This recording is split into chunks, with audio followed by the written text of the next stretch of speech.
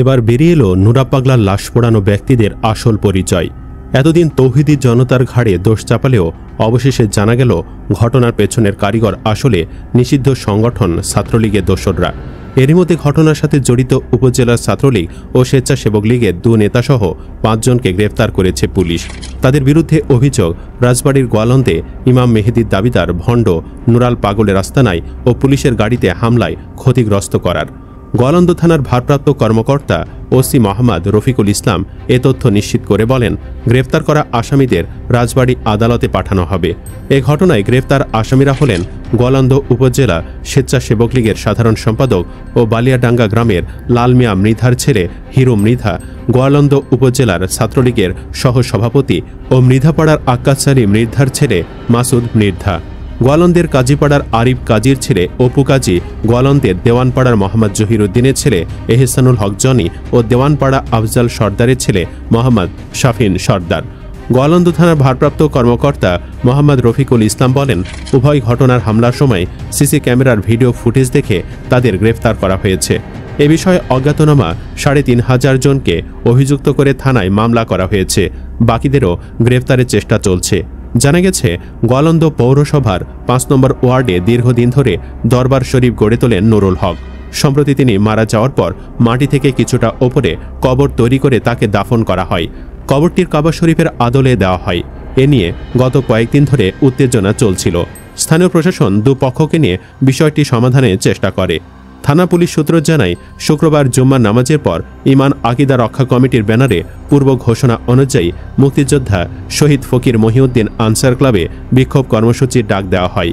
বিক্ষোভ সভায় বক্তব্য শেষে বিক্ষুব্ধ জনতা দরবারের দিকে যেতে চাইলে স্থানীয় প্রশাসন ও থানা পুলিশ তাদের ঠেকানোর চেষ্টা করে।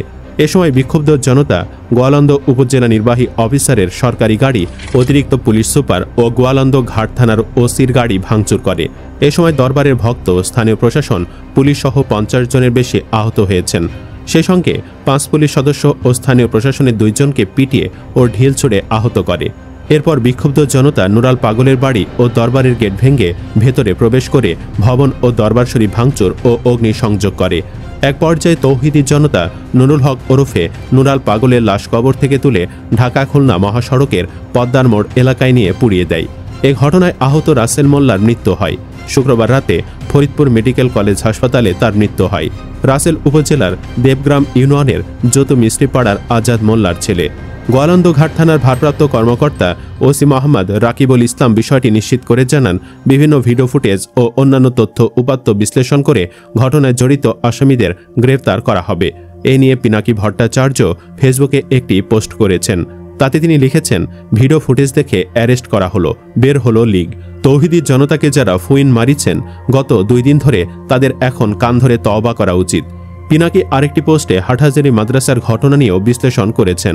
চট্টগ্রামে সম্প্রতি ঘটিয়ে যাওয়া একাধিক ঘটনায় প্রাণহানি, ব্যাপক অস্থিরতা এবং রাজনৈতিক উস্কানির অভিযোগ উঠেছে, যা দেশের সামগ্রিক পরিস্থিতি নিয়ে উদ্বেগ বাড়িয়েছে।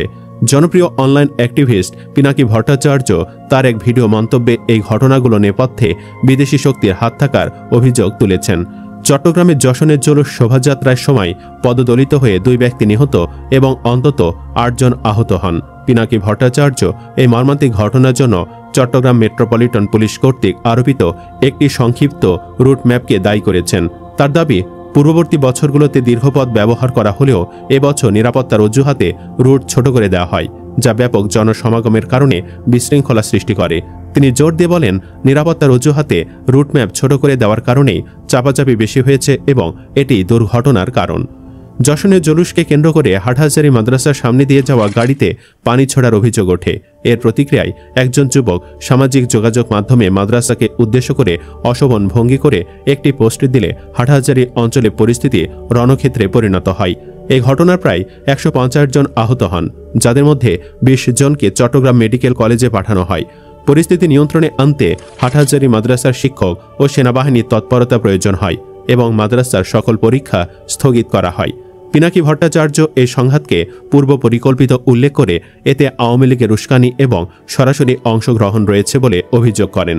ভিডিওতে একটি ফুটেজ দেখানো হয়েছে যেখানে কিছু লোক একটি গাড়ি থেকে নেমে হাটহাজারী মাদ্রাসার দিকে যাচ্ছে, যা পিনাকি ভট্টাচার্যের মতে মাদ্রাসায় হামলা করার উদ্দেশ্যে।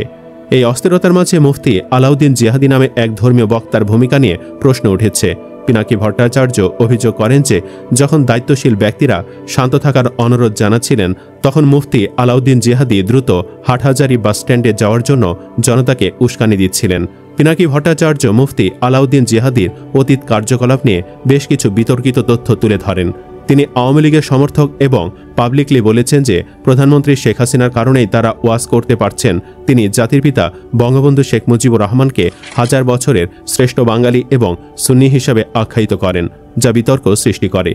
মুফতি আলাউদ্দিন জিহাদি পূর্বে অধ্যাপক মোহাম্মদ ইউনুস ইসরায়েলকে অর্থ দিয়েছেন বলে মিথ্যা দাবি ছড়িয়েছিলেন, যা বাংলাদেশ সরকার দ্বারা বানোয়াট বলে অভিহিত হয়। গাজায় হামলা চলাকালীন সময়ে তিনি ইসরায়েলে গিয়েছিলেন এবং আল-আকসা মসজিদের সামনে থেকে লাইভ করে ইসরায়েলি সৈন্যদের খুব সহায়ক বলে মন্তব্য করেন। এই ঘটনায় তার গ্রেফতারের দাবি ওঠে।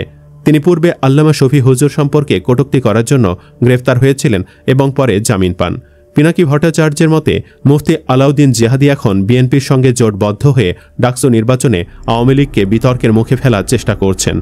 পিনাকি ভট্টাচার্য দেশের এই অস্থিতিশীল পরিস্থিতিকে একটি বৃহত্তর ষড়যন্ত্রের অংশ হিসেবে দেখেন, যার পেছনে ভারতের সামরিক গোয়েন্দা সংস্থা এবং র এর হাত রয়েছে। তার অভিযোগ, এই শক্তিগুলি ডাকসু নির্বাচন বানচাল করতে চাইছে কারণ তারা জানে কারা নির্বাচনে জিততে যাচ্ছে। তিনি আরও ভয়াবহ ঘটনার সতর্ক বার্তা দেন, যার মধ্যে রাজবাড়িতে কবর থেকে লাশ তুলে আগুনে পুড়িয়ে দেওয়ার মতো ঘটনাও অন্তর্ভুক্ত। তিনি চট্টগ্রাম বিশ্ববিদ্যালয়ে শিক্ষার্থীদের ওপর হামলার ঘটনাকেও এই বৃহত্তর চক্রান্তের অংশ হিসেবে উল্লেখ করেন। তিনি সরকারের নিষ্ক্রিয়তার সমালোচনা করেন এবং দাবি করেন যে আওয়ামী লীগের মিছিলগুলিতে বিদেশি শক্তি সুরক্ষা দিচ্ছে। পিনাকি ভট্টাচার্য প্রফেসর ইউনুস এবং বর্তমান সরকারের ওপর বাংলাদেশের অনিশ্চিত পরিস্থিতির দায় চাপান। দাবি করেন যে বিপুল জনসমর্থন নিয়ে ক্ষমতায় এসে সরকার তার মূলধন পর্যন্ত খেয়ে বসে আছে। তিনি দেশের মানুষকে ঐক্যবদ্ধ ও শৃঙ্খলাবদ্ধ থাকার আহ্বান জানিয়েছেন, যাতে ভবিষ্যতে একটি নিরাপদ, মর্যাদাপূর্ণ ও গণতান্ত্রিক বাংলাদেশ উপহার দেওয়া যায়। পিনাকি ভট্টাচার্যের বক্তব্য তথ্য ও অভিযোগের এক মিশ্রণ। কিছু ঘটনা, যেমন পদদলন, আহতদের সংখ্যা, মাদ্রাসার পরীক্ষা স্থগিত, তিনি সংবাদ মাধ্যমের উদ্ধৃতি দিয়ে নিশ্চিত করেছেন। তবে এই ঘটনাগুলোর পেছনের কারণ, বিশেষ করে পূর্ব পরিকল্পিত হওয়া বিদেশি গোয়েন্দা সংস্থার জড়িত থাকা এবং আওয়ামী লীগের সরাসরি উস্কানির অভিযোগগুলো তার নিজস্ব ব্যাখ্যা, যার সপক্ষে সরাসরি ও স্বাধীন উৎস থেকে পর্যাপ্ত প্রমাণ ভিডিওতে উপস্থাপিত হয়নি। তার বক্তব্যে সরকারের প্রতি তীব্র সমালোচনা এবং একটি নির্দিষ্ট রাজনৈতিক পক্ষ ও বিরোধী দলের প্রতি কিছুটা সহানুভূতি প্রকাশ পায়। তার বিদেশি ষড়যন্ত্র তত্ত্ব, যেখানে বিভিন্ন বিচ্ছিন্ন ঘটনাকে একটি একক সূত্রে বাঁধা হচ্ছে, এটি একটি ষড়যন্ত্রমূলক আখ্যানের ইঙ্গিত দেয়। সামগ্রিকভাবে পিনাকি ভট্টাচার্যের বিশ্লেষণ বাংলাদেশের বর্তমান রাজনৈতিক ও সামাজিক অস্থিরতার একটি আবেগপ্রবণ চিত্র তুলে ধরে, যেখানে তিনি ঘটনাগুলোর পেছনে একটি গভীর ও সুদূর প্রসারী চক্রান্তের ধারণা প্রচার করছেন। সে যাই হোক, নুরা পাগলার ঘটনায় এটা নিশ্চিত, দেশে অপ্রীতিকর যেসব ঘটনা ঘটছে তার বেশিরভাগ ছাত্রলীগ করছে। আপনি কি মনে করেন দর্শক? জানিয়ে দিন কমেন্টে। ধন্যবাদ এতক্ষণ সাথে থাকার জন্য।